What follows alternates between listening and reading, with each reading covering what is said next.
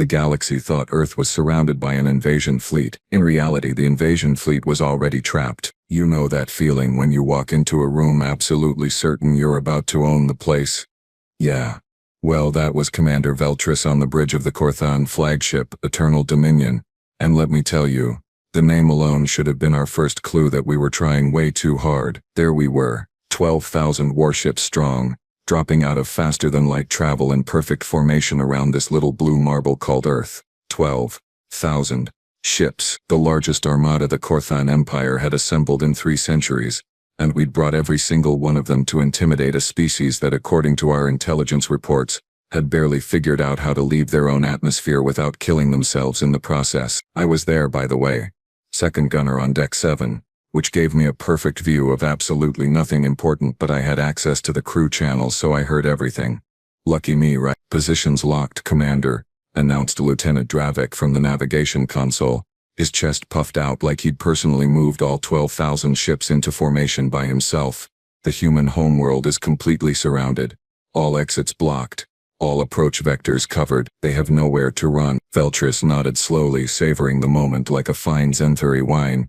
He was tall even for a Corthan, with the kind of presence that made junior officers straighten their backs and pretend they weren't terrified of him. His facial ridges were decorated with the honors of 40 successful campaigns, each one a testament to his tactical brilliance, or, his ability to pick fights with species that couldn't fight back. But who's keeping track? Excellent work, Veltris said, his voice smooth and confident. Begin scanning their defensive installations. I want a complete tactical assessment within the next 10 minutes. Not that we'll need it. That last part got a few chuckles from the bridge crew.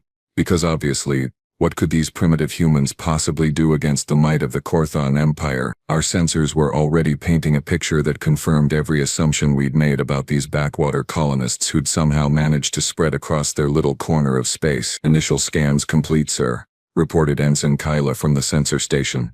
She was young, fresh out of the academy, and so eager to impress that she practically vibrated with excitement, detecting approximately 200 orbital platforms, various defensive satellites, and what appears to be their main fleet staging area near their moon. Technological readings are, well, sir, they're exactly as predicted. Primitive fusion drives, kinetic weaponry, some basic energy shields, nothing that could penetrate our hull plating. Frankly, sir, I'm surprised they've survived this long in the galactic community. More laughter rippled across the bridge. Because that's what you do when you're about to subjugate an entire species, apparently. You laugh about it first. Veltris smiled, a thin expression that didn't quite reach his eyes.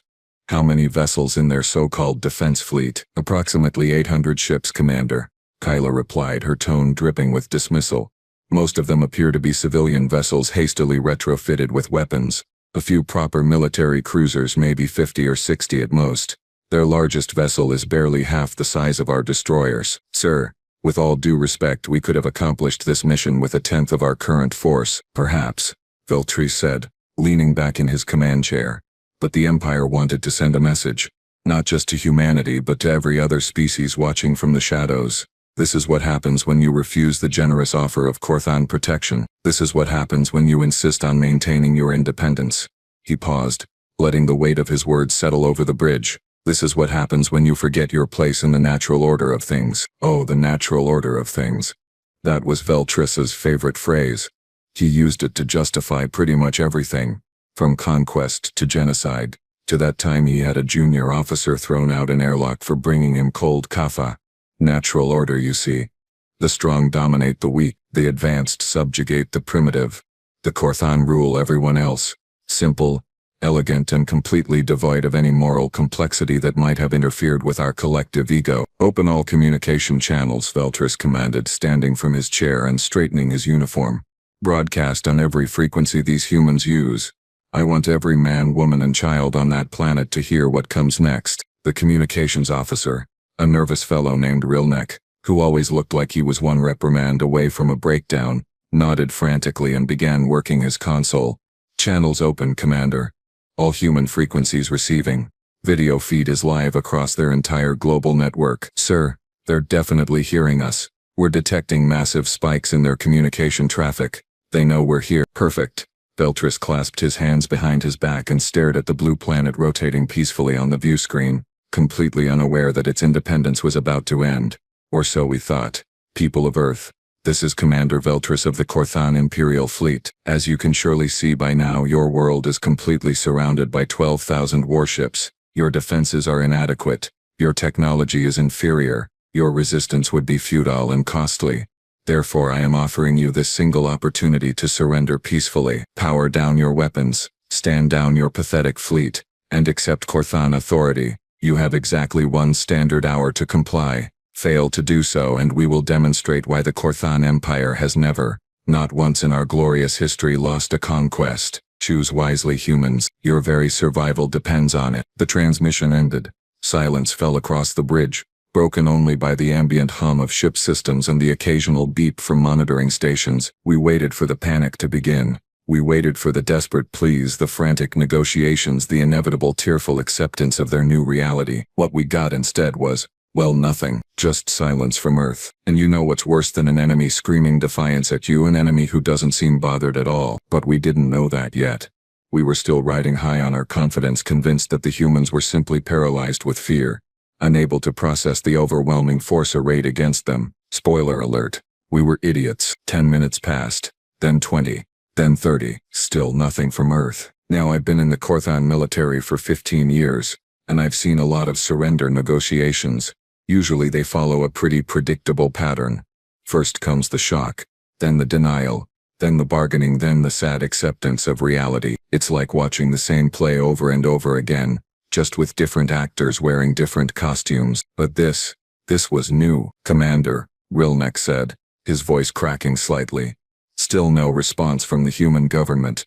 No communications at all, actually. Well, except for their internal chatter, which has increased by roughly 400%. They're definitely talking to each other, sir. They're just not talking to us. Veltris frowned, the first crack in his confident facade. What are they saying to each other? Translating now, sir. Rilnek's fingers danced across his console, his expression growing more confused by the second. It's strange, Commander. They don't seem panicked.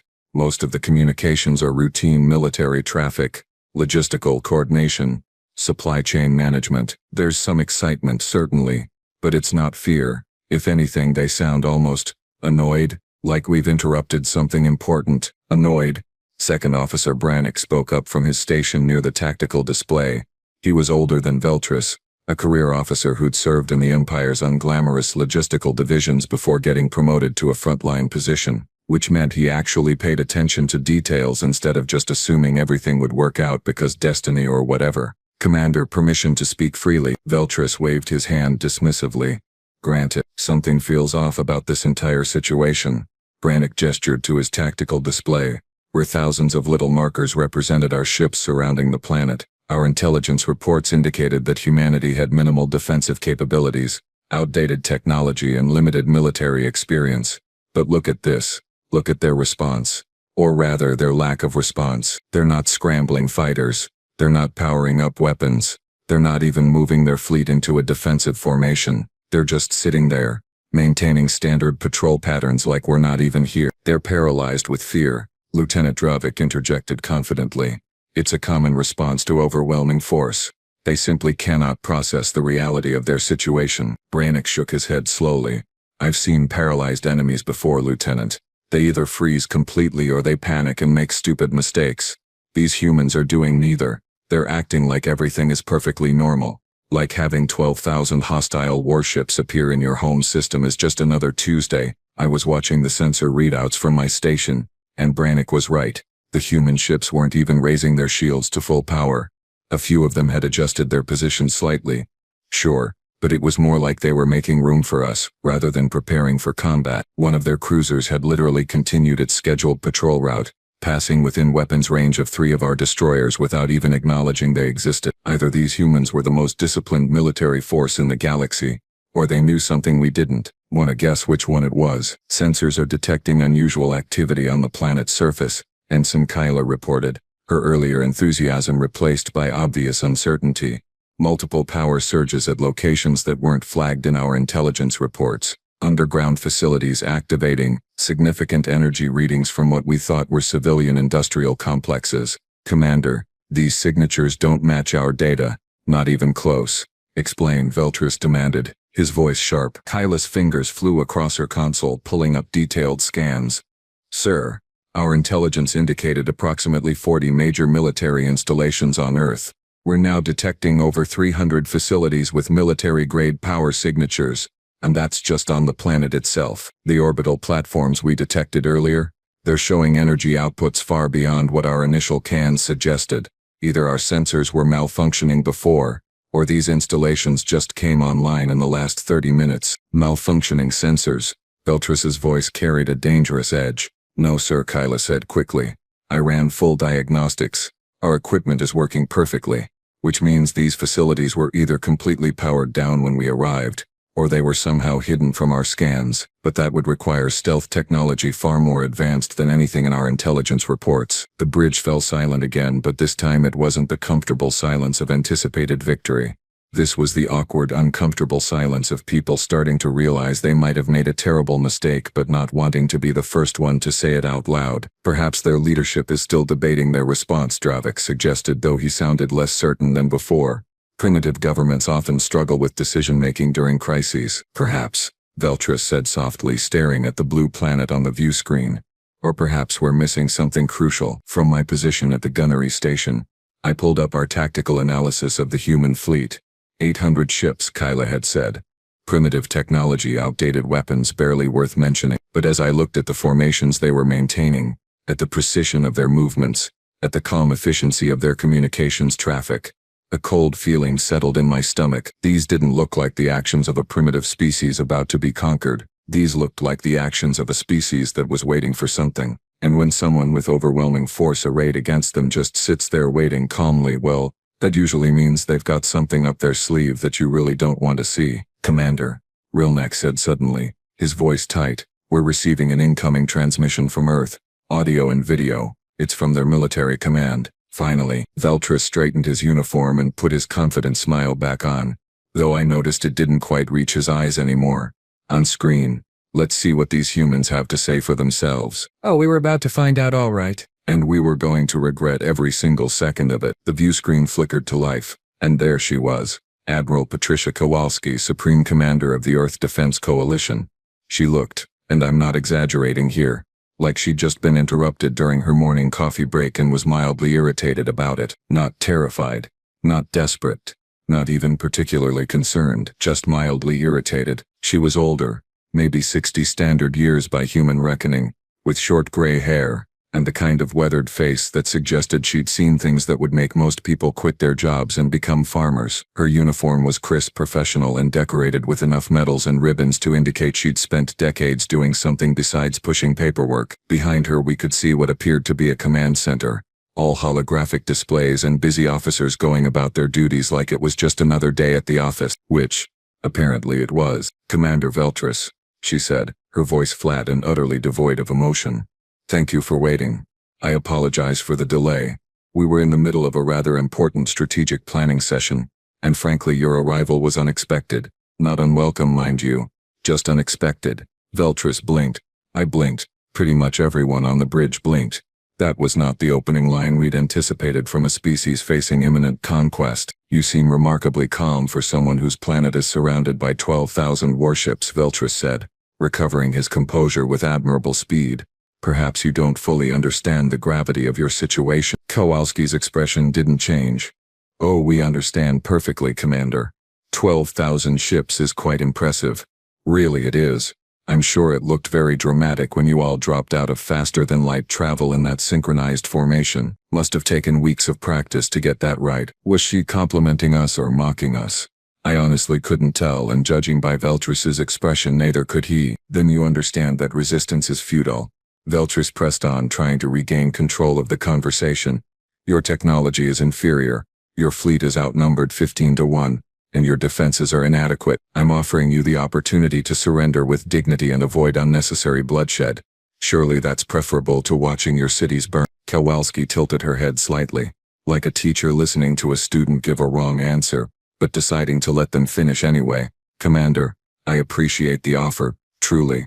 And I'm certainly willing to discuss terms. However, I think there may be some misunderstandings that we should clear up first. Your intelligence reports on human military capabilities, when were they compiled? The question caught Veltris off guard. Our information is current and accurate. The Korthan Empire has extensive surveillance networks throughout this sector. Right. But when specifically? Kowalski leaned forward slightly. Because our technology development cycle moves rather quickly, you see.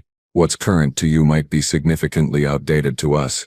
So, humor me. When did your intelligence officers last update their assessments of Earth's defensive capabilities? Brainick pulled up the classified files on his console and paled noticeably. Commander, our most recent comprehensive intelligence report on humanity is dated 4.7 standard years ago. Since then, we've only had basic observational data from long-range surveillance. 4.7 years. In Korthan terms, that was nothing. Our technology evolved at a glacial pace.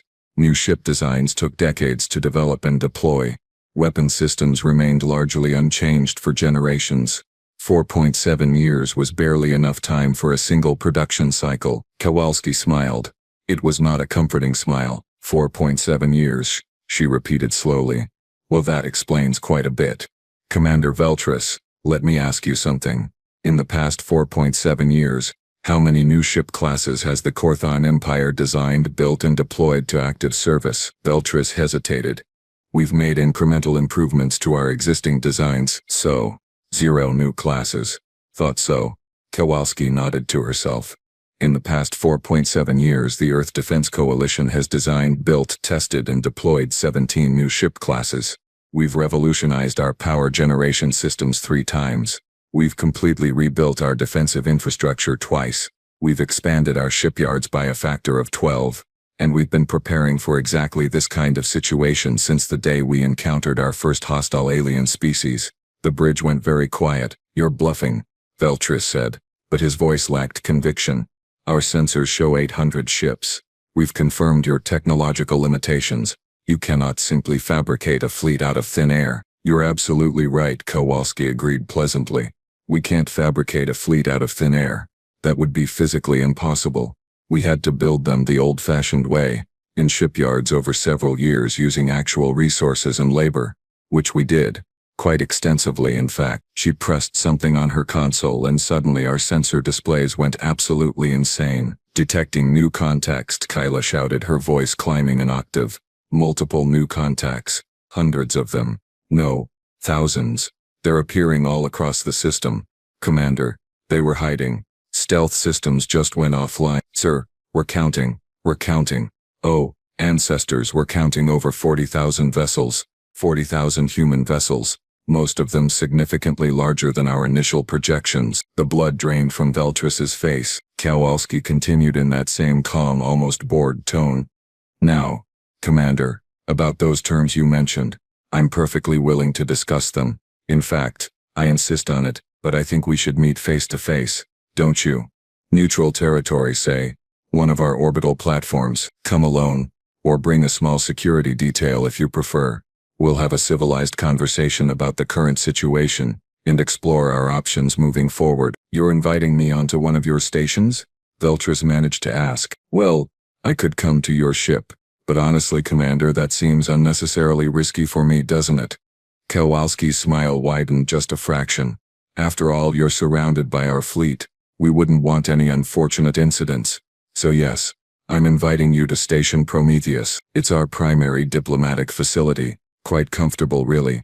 Excellent coffee if you're interested. We can sit down like reasonable adults and figure out how to resolve this situation without anyone getting hurt. The way she said it, so casual and friendly, made it sound like she was inviting him to a business lunch rather than a negotiation that would determine the fate of both our peoples. And if I refuse? Veltris asked quietly. Kowalski's smile vanished. Her eyes went cold, harder than frozen steel in deep space.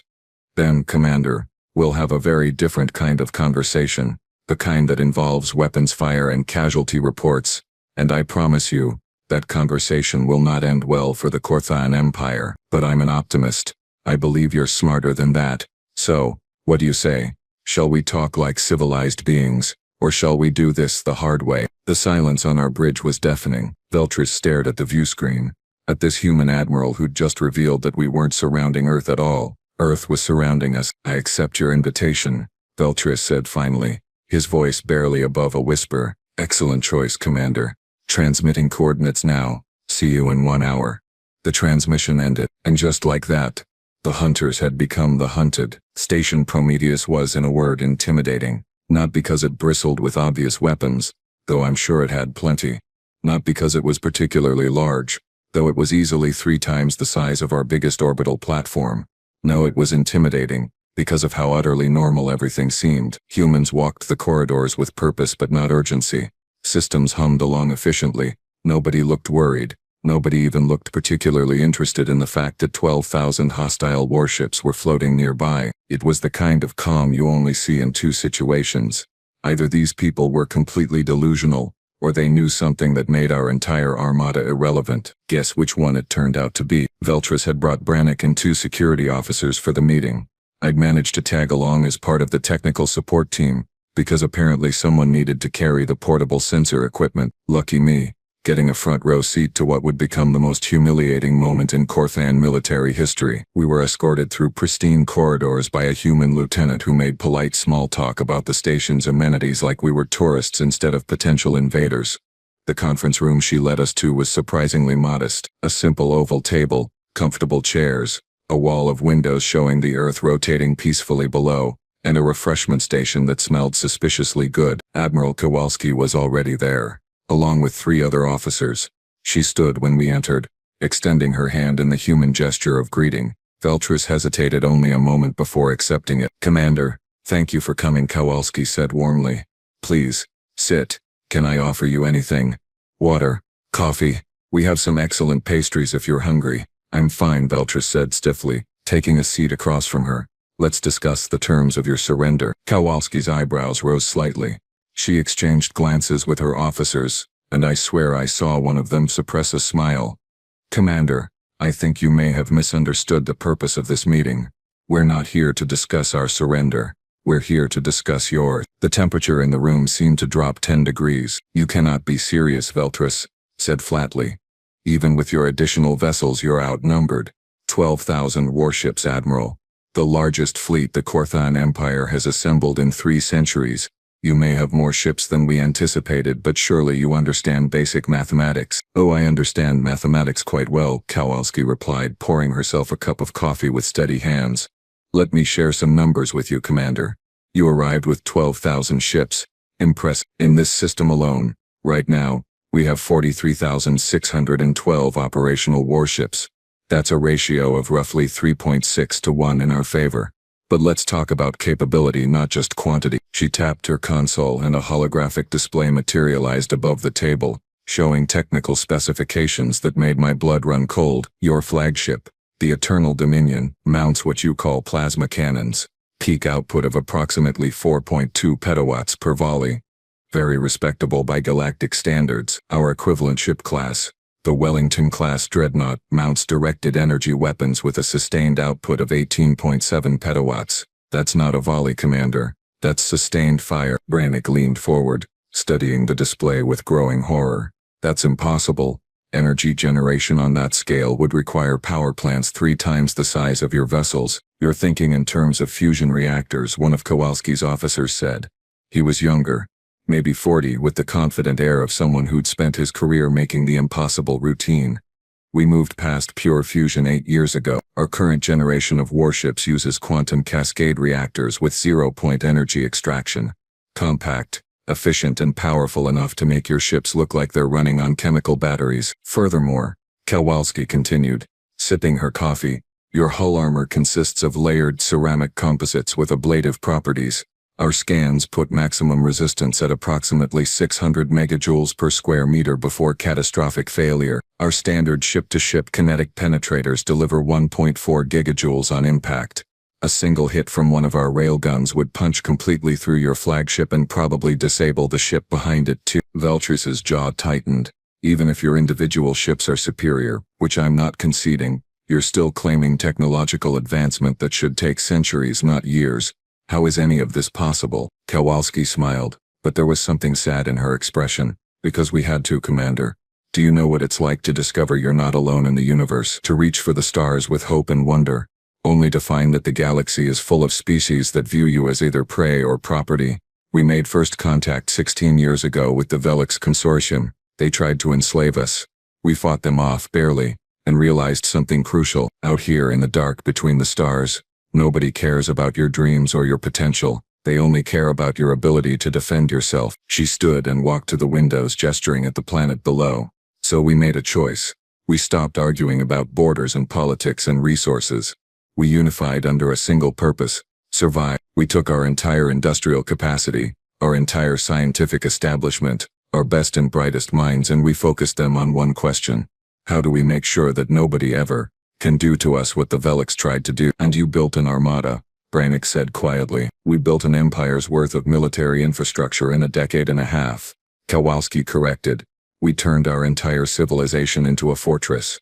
Every orbital platform you see has enough firepower to sterilize a continent. Every ship in our fleet was designed from the ground up to fight enemies with superior numbers and experience. We automated our shipyards, developed construction techniques that let us build vessels in months instead of years, and we never, not for 1 second, stopped preparing for the day when someone like you would show up and try to take our freedom away. She turned back to face Veltris, and the sadness in her eyes was replaced by something harder. Your intelligence reports were accurate, Commander.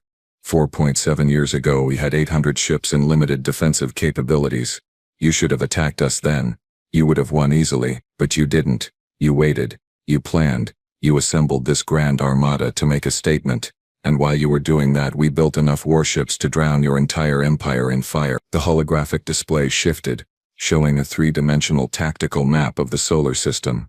Red markers indicated Corthan vessels, neat little clusters maintaining their formations around Earth. Blue markers showed human ships, and there were so many of them that parts of the display looked like solid walls of light. We're not surrounding just Earth orbit, Kowalski explained, highlighting different regions. We have battle groups positioned at every strategic point in the system: Jupiter's orbit, the asteroid belt, Mars, even out past Neptune. And every single one of those groups is larger than your entire fleet. You're not in a kill box, Commander. You're in a shooting gallery, and we have more guns than you can possibly imagine. This is insane, Veltris whispered. The resources required, the coordination, the sheer industrial capacity, is what happens when an entire species decides that freedom is non-negotiable, Kowalski said firmly. Your empire has hundreds of worlds, thousands of years of history, and the advantage of established infrastructure. We have one planet, barely 2 centuries of industrial development, and the desperate determination of a species that refuses to kneel. And apparently, Commander, desperation is one hell of a motivator. She sat back down, her voice softening slightly. Now, I didn't bring you here to gloat or to humiliate you. I brought you here to offer you a choice. You can withdraw your fleet peacefully, go back to Corthon space, tell your superiors that humanity is significantly more dangerous than your intelligence report suggested, and recommend that future diplomatic relations be conducted with respect rather than threats. Or you can refuse, try to fight, and discover firsthand just how much firepower we've packed into these ships. One option ends with everyone going home alive. The other ends with wreckage and casualties that will haunt both our peoples for generations. Veltris sat in silence for a long moment, staring at the tactical display, at the overwhelming evidence that we'd made a catastrophic miscalculation.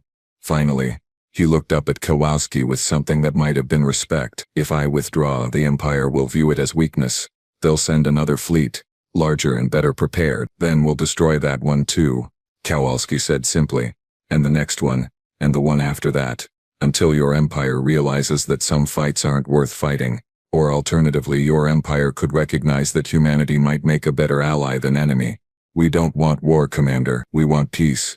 But we'll only accept peace on terms that guarantee our sovereignty and safety. Those terms are non-negotiable. She extended her hand again. So what's it going to be, Commander? Do we end this now peacefully, or do we write a very bloody chapter in both our histories? Veltris stared at her hand for what felt like an eternity. Then, slowly, he reached out and shook it. We withdraw, he said quietly. But this isn't over. I know, Kowalski replied. But at least it's not over today. The walk back to our shuttle was the longest of my life. Nobody spoke. What was there to say? We'd come here expecting to dictate terms to a primitive species, and instead we'd been given a lesson in humility so thorough that I was pretty sure it would be taught in military academies for the next 1,000 years, assuming of course that the Corthon Empire survived long enough to have military academies. Veltris kept his expression neutral, his back straight. his movements precise and controlled. He was trying to salvage what little dignity we had left, and honestly I had to respect that. The man had just been handed the worst intelligence failure in our history and told that his grand armada was little more than target practice, and he was still managing to walk like a commander instead of crawling like a defeated enemy. As we boarded the shuttle, Kowalski's voice came over the communication system one last time. "Commander Veltris, before you go, I want to make sure we understand each other completely. My ships will escort your fleet to the edge of our system. This is non-negotiable. Consider it a courtesy. We want to make absolutely certain that you reach your destination safely without any unfortunate accidents or misunderstandings along the way." A courtesy, right? She was making sure we actually left and didn't try anything stupid on the way out. It was the diplomatic equivalent of having security walk you to the door after you've been fired. "Understood, Admiral," Veltris replied, his voice carefully neutral. "We appreciate your hospitality." "One more thing," Kowalski added, and there was something in her tone that made everyone in the shuttle freeze. "Tell your superiors exactly what you saw here today. Don't soften it, don't minimize it, don't let pride or fear change the facts. 43,000 ships, Commander. That's what we keep in our home system for defensive purposes. If your empire decides to escalate, we have 17 colony systems, each with their own defense fleets and production facilities that can build ships faster than you can destroy them. We don't want war, but if war comes to us, we will end it decisively. Make sure they understand that." The transmission ended. Our shuttle lifted off, and through the viewport I watched as Station Prometheus shrank behind us. Then, as we rejoined the Eternal Dominion, I saw something that would give me nightmares for years to come. Human ships were appearing everywhere, not just the 40,000 we'd detected before. More. So many more. They'd been hiding in plain sight, using stealth systems so advanced that our sensors had registered them as asteroids, debris fields, or empty space. Now they were revealing themselves, probably just to make absolutely certain we got the message. "Counting over 70,000 vessels now, Commander," Kyla reported from her station, her voice hollow. "No, wait, 80,000. They're still appearing." "Sir, how many ships do these humans have?" "Enough," Brannick said quietly. "They have enough." The human fleet arranged itself in a formation that was probably meant to look ceremonial but came across as absolutely terrifying. They formed two parallel lines stretching from Earth orbit all the way to the system's edge, creating a corridor that our 12,000 ships would have to pass through. It was like running a gauntlet, except instead of people hitting you with sticks, it was warships that could vaporize you without breaking a sweat. "All ships, maintain formation," Veltris ordered over the fleet-wide channel. "No aggressive actions, no weapons charging, no deviations from course. We are withdrawing peacefully. Any captain who jeopardizes that will answer to me personally." The Korthon Armada, that grand symbol of imperial might that had arrived with such confidence just hours earlier, began its slow, humiliating journey out of the solar system. Every single one of our ships was surrounded by human vessels, outnumbered, outgunned, and completely at their mercy. Some of the human ships were massive, dreadnoughts that made our largest vessels look like patrol craft. Others were sleek destroyers that moved with a grace that suggested maneuverability our ships could never match. A few were clearly carriers, their launch bays visible and undoubtedly filled with fighters and bombers that could swarm us like insects if things went wrong. But what really got to me were the smaller ships, the ones that looked almost civilian in design, freighters and transports that had been retrofitted with weapons. Because that's what you do when your entire civilization decides to become a military power. You arm everything, every ship, every station, every platform.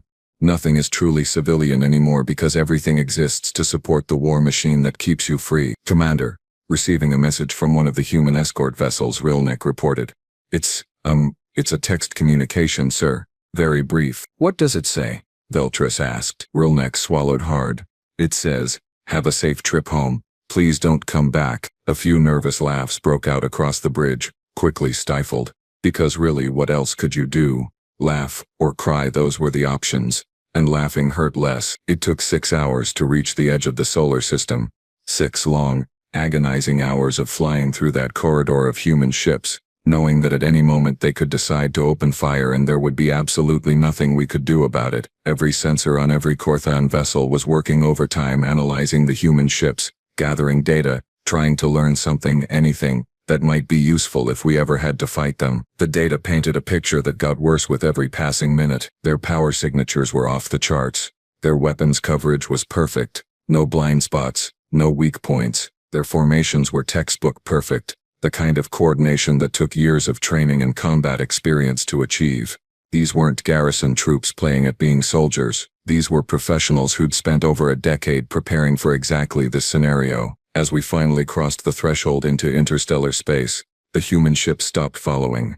They formed up along the system's edge like a wall, a clear demarcation of territory. This far, they seemed to say, and no further. All human vessels are maintaining position at the boundary, Kyla reported. They're not pursuing. We're clear, Commander. Veltris nodded slowly. Set course for Corthan Prime, maximum speed, and someone get me a secure channel to Imperial Command. They need to know about this immediately, as our fleet jumped to faster-than-light travel, leaving Earth and its terrifying defenders behind. I pulled up the intelligence files one more time. 4.7 years old, 4.7 years of outdated information, of assumptions based on data that stopped being accurate the moment it was collected. The Corthan Empire prided itself on its intelligence networks, our vast surveillance apparatus that supposedly kept track of every potential threat in our corner of the galaxy. We had spies, sensors, observation posts, informants, all feeding data back to analysts who compiled reports and made predictions, and every single one of them had missed the fact that humanity had transformed itself from a minor species with limited capabilities into a military superpower that could challenge the greatest empire in the region. How? How had we missed it? The answer, I realized, was actually pretty simple. We'd looked at humanity and seen what we expected to see.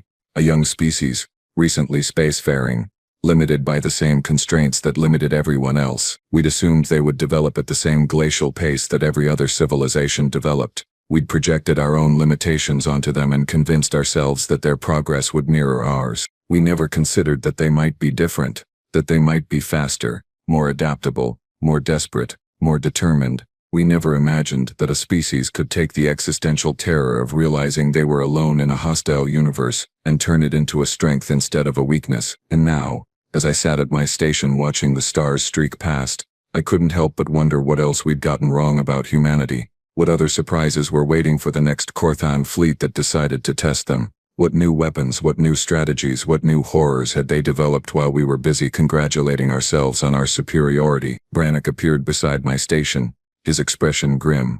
You know what the worst part is? He said quietly. In 4.7 years they went from 800 ships to over 80,000. If they maintain that rate of growth, in another 5 years they'll have hundreds of thousands. In 10 years, millions.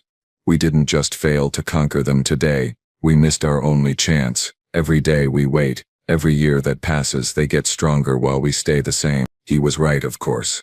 The Corthan Empire had reached its peak centuries ago. We maintained our position through momentum and reputation, not through innovation or growth.